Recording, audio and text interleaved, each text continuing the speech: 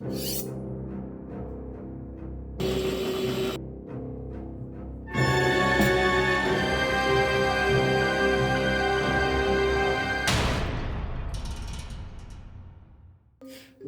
to Killer Cuisine, where we cover your favorite killers and their last meal. I'm Alex Franco, and today we're looking at Micheal Lambrix. His case led to controversy and an extremely long death row sentence. So what led to his demise? Let's find out. Micheal Lambrix was born on March 29, 1960 to Loretta Yafoli. Not much is known about his early life. However, we know he was a high school dropout who had originally gone to prison for passing bad checks in Florida.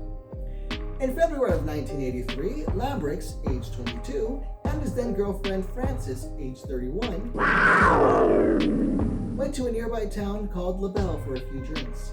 After arriving, a man identifying as Chip introduced himself to the pair and joined them for drinks. A little while later, a waitress named Alicia Bryant introduced herself as Chip's date.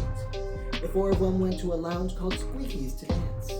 They stayed out until the lounge closed and decided to head to Lambrix and Frances' trailer until Alicia had to get back to work, effectively completing the work-party cycle. When they got to the trailer, Frances partied by cooking spaghetti while the other three conversed in the living room. Frances would later insist that they were laughing, teasing, and playing around. However, the stereo was turned up so loud she couldn't hear what was being said in the next room. Lambrix and Chip decided to go outside to his car and get some tapes for a stereo. For our Gen Z viewers, tapes are just old-school Spotify with no ads, fewer songs, and no skips. They came up with the plan to scare Frances and Alicia by going around the trailer and scratching at the kitchen window. Truly terrifying. But since the music was so loud, neither of them heard the scratching.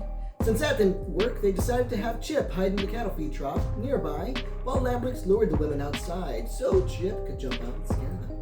Since Frances wasn't finished cooking, she decided to stay inside the trailer while Alicia ventured out alone with Lambrix. Frances claims that nearly an hour passed when Lambrix suddenly came back inside covered in blood, stating, "They're dead." We all know noodles don't take that long to cook. He got himself cleaned up in the bathroom, then spoke to Frances about what they should do. Lambrix still had a warrant for his arrest due to walking away from a halfway house because he wanted to walk to the all-the-way house. So they decided not to call the sheriff's department.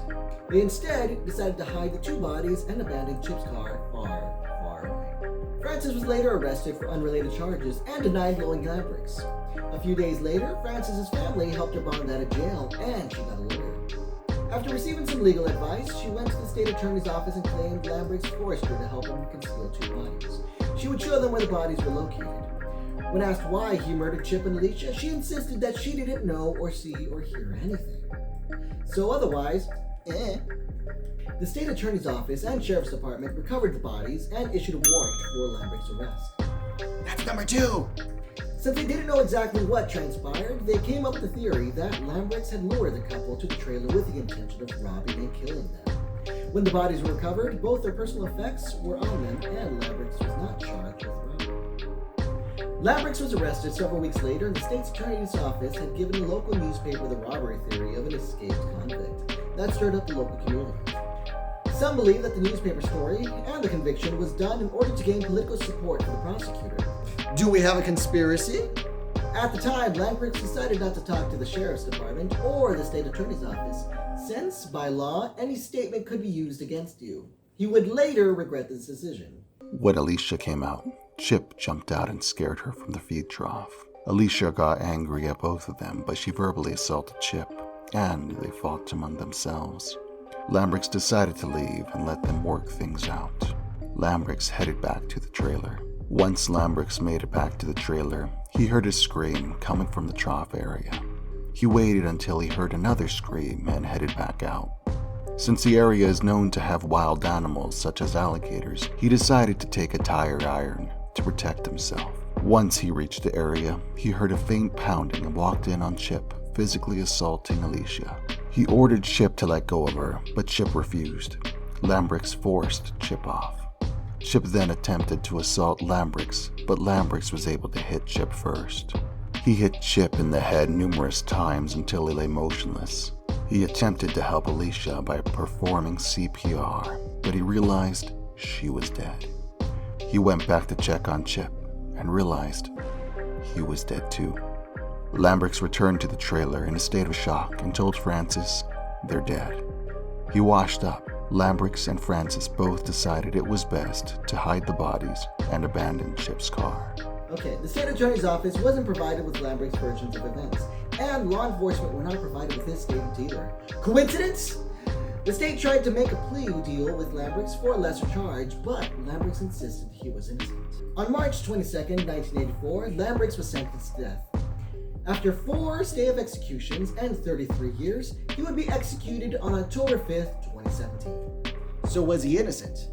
You be the judge. Up to this point, Lambrix has 2 convicted kills, 0 suspected kills, and is claimed to only have killed 1 person in self-defense. So, what was Micheal Lambrix's last meal? He requested a traditional Thanksgiving dinner and caramel ice cream.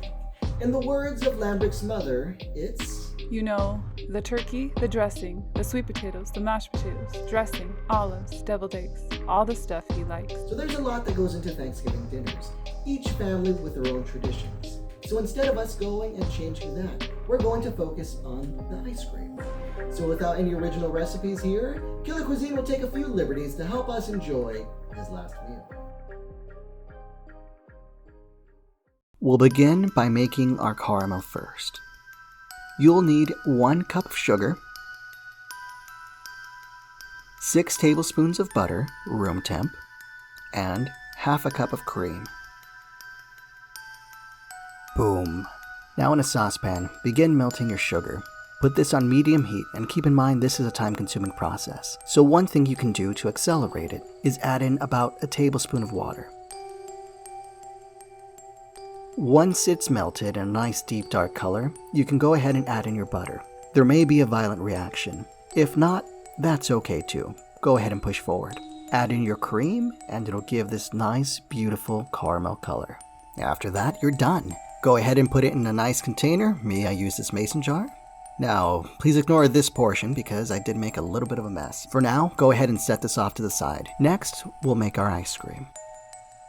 You'll need 2 cups of whole milk, 1 tablespoon plus 1 teaspoon of cornstarch, 1.5 ounces of cream cheese, soften, 1 1/4 cup of heavy cream, 2/3 cup of sugar, 1.5 tablespoons of light corn syrup, 1 vanilla bean, I used vanilla extract, and 1/8 teaspoon of salt.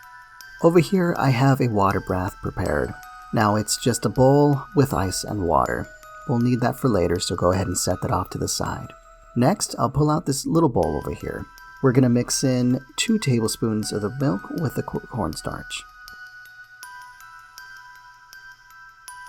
Try not to make a mess. I'm wearing black, so you'll see every little thing. Once we're done mixing that, go ahead and set it off to the side. In a medium saucepan, mix in the remaining milk, heavy cream, sugar, corn syrup, and vanilla. Bring it to a full boil. The goal is to melt the sugar all the way. Oh, dripped a little bit. There's a lot of ingredients. Prepare ahead of time if you can. Once it's fully dissolved, take it off the heat and gradually whisk in the cornstarch mixture. Once that's whisked in, go ahead and return it to a full boil and cook it over moderate heat until we start to thicken. Boom, saved that. Make sure not to let it boil over though. It's kind of a pain to clean up on a hot stove. Finally, go ahead and mix in your remaining items. Not sure why we need to soften it or whip it before melting it, but whatever. I'm just here to make food. Once it's sufficiently melted, go ahead and put this bowl in your water bath. And let it chill out. Yaggity yaggity yag. And get to the chopper.